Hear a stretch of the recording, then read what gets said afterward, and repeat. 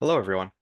Welcome to video 4 of Module 5. This chapter is chapter 21. We're going through sales tax. In the first couple videos, we've gone over the rules of sales tax, VAT, registration requirements. In this video, we're actually going to look into the calculation of figuring out how much sales tax do we need to remit to the government. And in order to do that calculation, we need to first learn about ITCs, input tax credits. So, in the course of supplying goods and services, a registrant incurs sales tax as a cost. So, whenever they make a sale, they have to collect sales tax from the customer. But whenever they buy something from another business, they're likely incurring sales tax as a cost. They're paying sales tax on top of the expenses they're incurring. So, to the extent that sales tax was incurred in a commercial activity, registrant can claim refund of that sales tax. So, if the ITCs exceed the HST or the sales tax collected, registrant claims the refund. So the point of sales tax is they want it to be net zero for the business. Sales tax is a tax on the eventual consumer. So let's say there's just one business. Forget the suppliers for now. There's one business.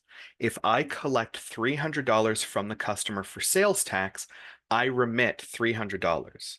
The business keeps none of it. The net effect is zero for the business. Now I have a supplier. I collect $300 of sales tax from the customer, but I paid $100 of sales tax for the supplies to make that, to make that product. So I've collected 300. I've paid $100. That $100 is going to be remitted to the government, and I get to use the $100 I paid to subtract from the amounts I collected. So I collected 300.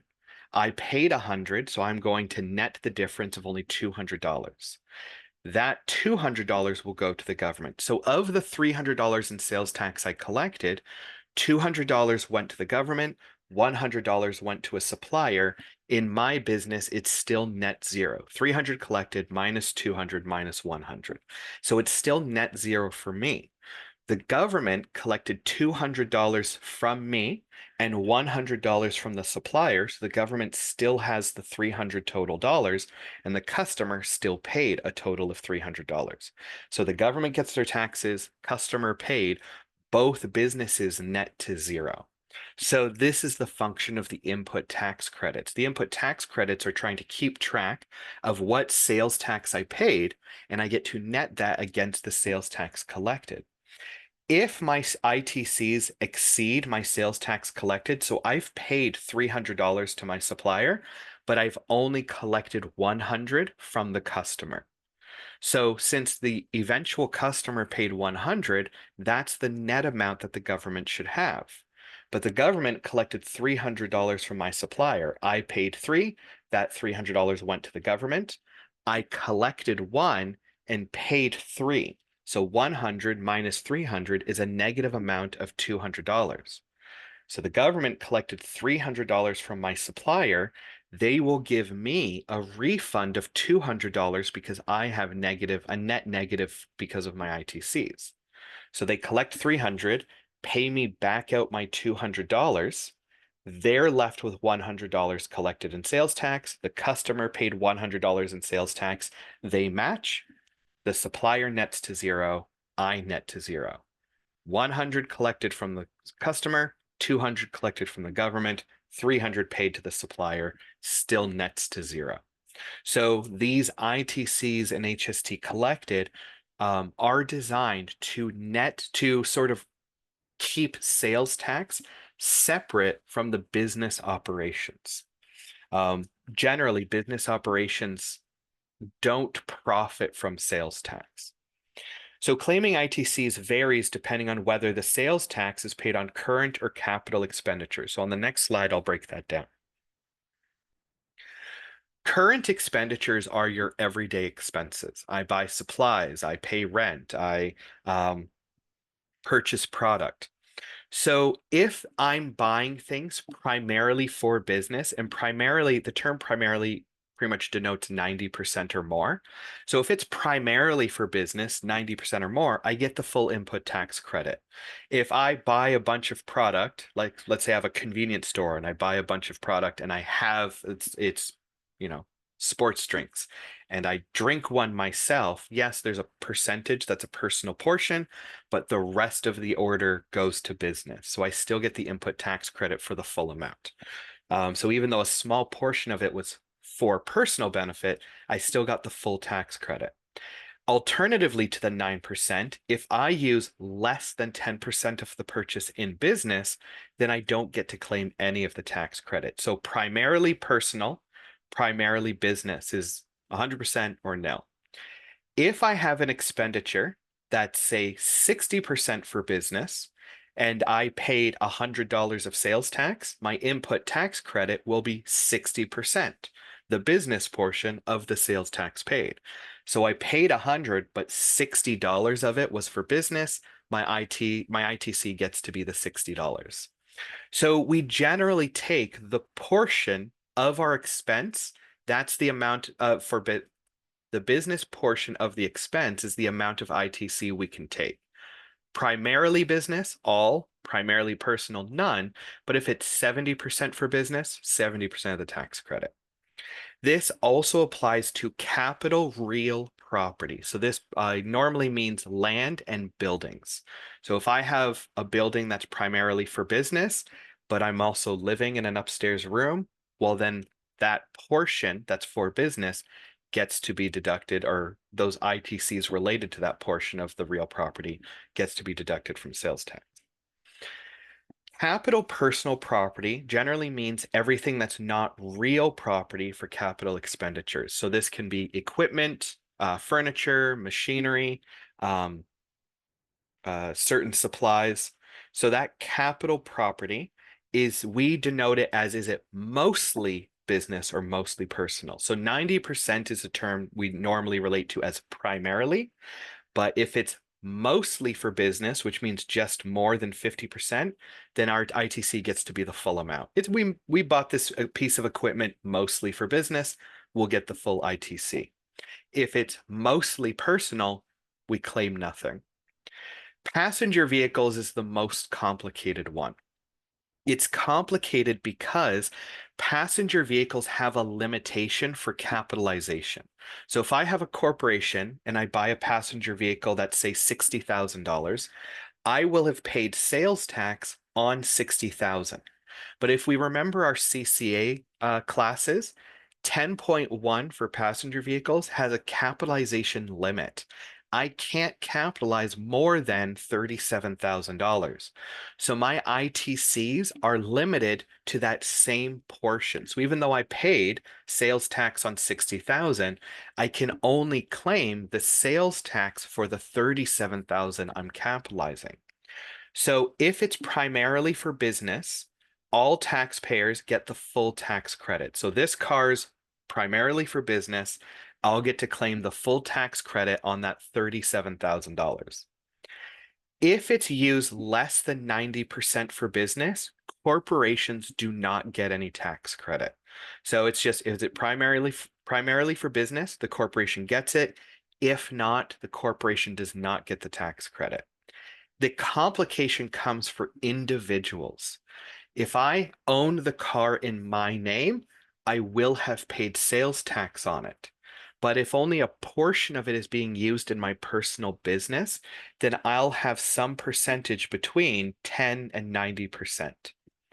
At that point, the CCA that I'm calculating likely includes the cost of the vehicle to that limitation of 10.1 plus its portion of sales tax. So my 10.1 might include 37,000 plus sales tax. I'm taking my CCA, but I only get to deduct the business portion of it. So if the business portion is that 60%, that CCA calculation gets portioned to 60% of it. But that CCA includes a sales tax amount. So I need to portion out the CCA that's related to it.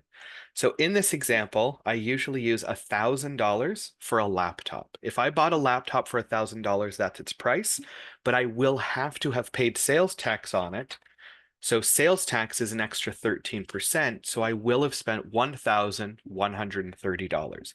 That's the expenditure, not the price. So if the CCA calculation includes a sales portion, it's almost like our calculation is giving us back this 1,130, this price, this expenditure amount, including sales tax. So we need to portion out just the sales tax amount. And we do this by dividing by 1.13. That gets us back to the price, $1,000, times 0.13. So that division gets us back to our price, and then our sales tax is based on the price, which is our $130. 0.13 divided by 1.13 gets us our percentage. That percentage adjustment's 11.5. That's not our sales tax percentage. That's the adjustment needed to correct our full price, our full expenditure, to just the sales tax portion. When you see it in the textbook, they don't do the decimals. I'm using the decimals because sales tax is a percentage, but because we're using the same denomination, 0.13 to 1.13, you can get the same percentage just by multiplying 13, the sales tax rate, divided by 113, 113.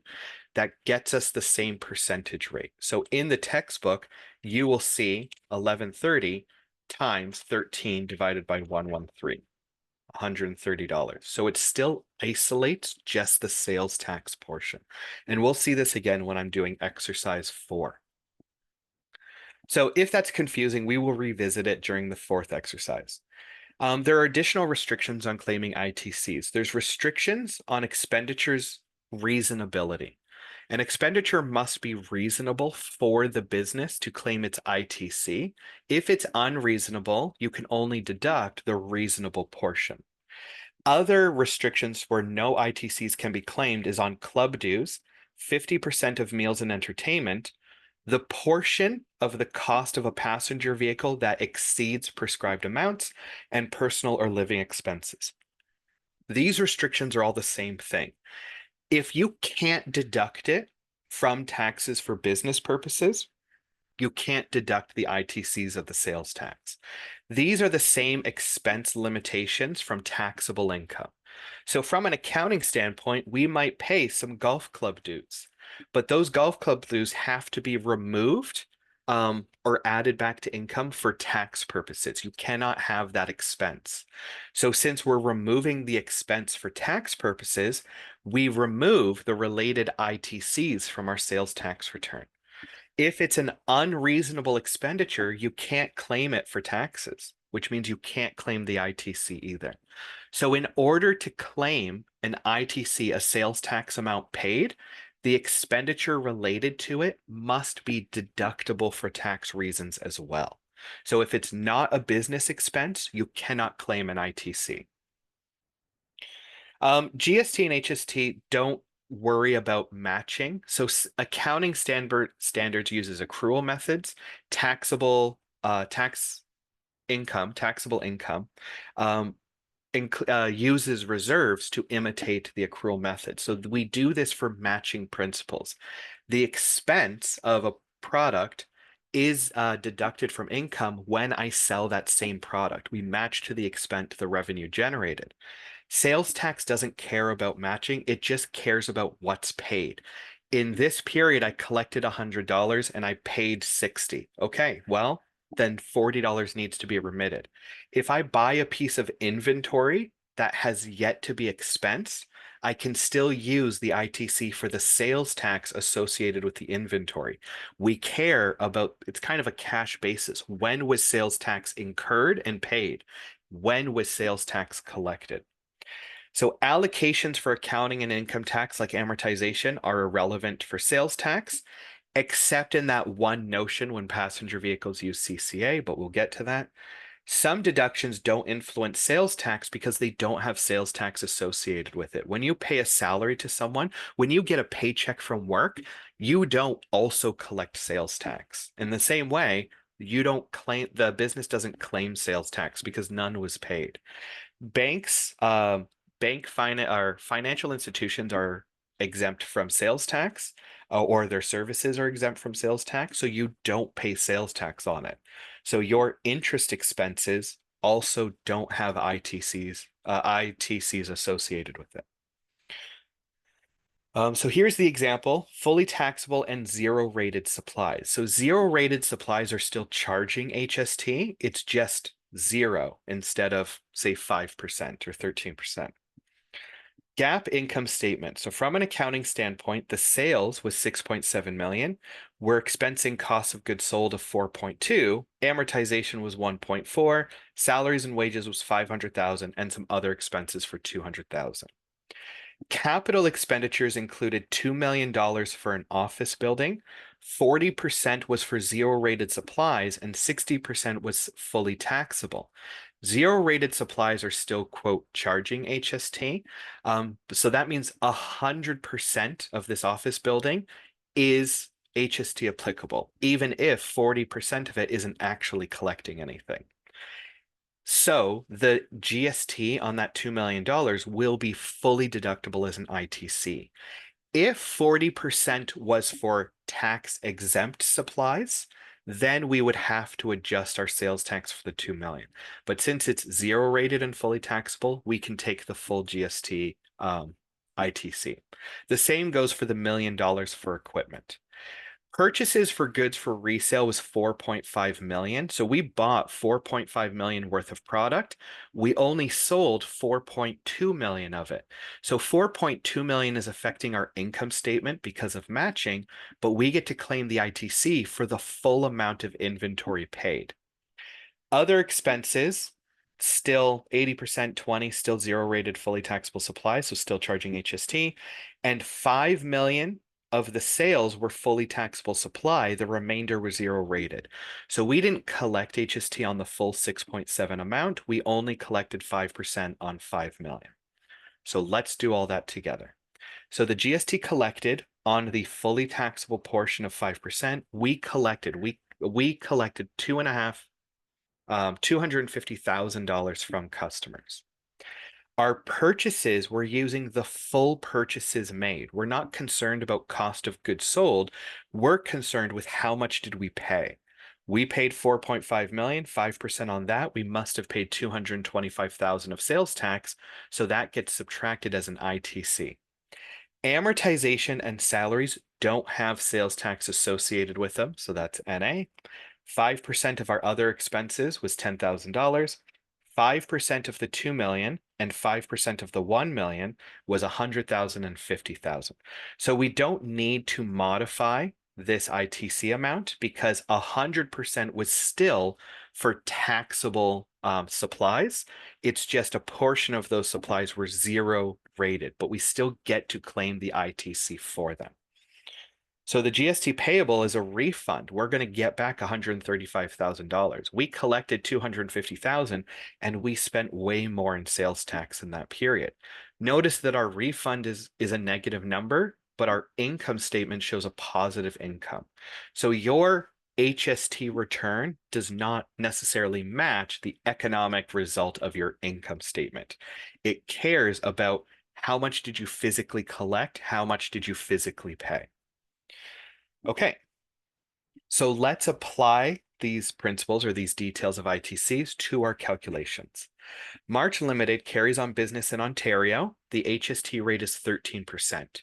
During the current fiscal period, March Limited has taxable sales of 1.223 million. Its cost of goods sold for the year was 843,000. But the inventory purchases was 669,000. So they purchased total inventory of $969,000, but they only sold 843,000 of it. So that 843,000 appears on the income statement, but we're going to get the HST, the ITCs for the full amount that we paid. Other expenses include salaries and wages of 87,000, interest expense of 16,000, and amortization expense of 93,000. These three expenses don't have sales tax associated with it, so they're not going to affect our HST return. The company purchased three zero-emission passenger vehicles, but this is a corporation and the commercial activity was 25 and 35%. So they did buy vehicles, but they used it, the majority of it was for personal. So the corporation won't get any ITCs for those vehicles because they weren't used enough for business. So let's do the calculation. So our HST rate is 13%. Applying 13% to our sales, we collected $158,990 of sales tax. Our amortization, interest, and salaries expenses are not related to sales tax. Those items don't charge sales tax, so there's nothing to include on the HST return. Our cost of sales was 843,000. So we'll take 13% of it. But the thing is, that's not all we spent on inventory. We spent 969,000. We sold 843,000. So the difference, 126, must still be sitting in our inventory. Because we paid that amount in the period, we get the 13% for the full amount. So I broke this out to show the cost of sales and the inventory, but our total ITCs, 125,970, is 13% of the full product purchases we made. So 158,990 was collected. 125,970 was claimed as ITCs. So the business only needs to remit or pay for the quarter $33,020 of HST. That's how much they're going to remit to the government because that's the net effect of the amounts collected and the amounts paid. Exercise 4. Miss Stone resides and works in Nova Scotia, where the relevant HST rate is 15%. During the current fiscal year, she has taxable sales of $224,000. Office rent for the year was $25,800. She pays a clerical assistant a salary of $28,500. Capital expenditures during the year are $36,000 for new office furniture and $20,000 for computer hardware. None of these amounts include HST. We need to apply the sales tax. All 100% of the capital expenditures are attributable to taxable supplies. So 100% of these expenditures are for business. Miss Stone purchased a zero-emission vehicle 2 years ago, used 74% of the time for commercial activity in the current year. The allowable CCA was 4,275. So because the vehicle is personal in Miss Stone's name, the portion that's used for business can be allocated from CCA. So the allowable CCA portion for business was 4,275. So this 4,275 is including a portion of sales tax, and it is included in its number some sales tax related to the original price of the vehicle. So how much can we claim for our HST return? So the sales tax, the sales tax on the taxable sales is straightforward. We're using 15%. Before we were using the Ontario rate of 13. Now we're on the East Coast. We'll use 15%. So we collected $33,600. The commercial rent, we would have paid sales tax, so we'll claim 15%, 3,870. There's no sales tax associated with interest and salary and wages, so that assistant we're paying does not result in sales tax. And the capital expenditures needs to be rated for the portion that is business. And we're told that the furniture and equipment were 100% used for taxable supplies. So we'll take the full 56,000, 15%. That is a ITC of $8,400 we can claim on the HST. The complicated one is the allowable CCA. Since the allowable CCA includes a portion of sales tax, we will multiply it by 15, our tax rate, divided by 115 to break out specifically the sales tax portion. So that's an additional 558 that we can claim as an ITC against our amounts collected. So 33,600 minus a combined 12,828 means we need to, or Miss Stone needs to remit $20,772. She collected some sales tax. She's paid sales tax for various expenses. She remits the difference. The last exercise for this video, ITCs specifically on capital expenditures. Modem Limited carries on business in Alberta, a province that does not participate in HST and no provincial sales tax. They only apply the 5%. During the current fiscal year, Modem Limited purchases an office building and land for 1.2 million. The company purchases office equipment for 226,000. The building is used 40% for taxable supplies, so 40% for business, and 60% for exempt supplies. The office equipment is to be allocated on the same 40-60 business basis, so 40% for taxable supplies. None of these amounts include GST.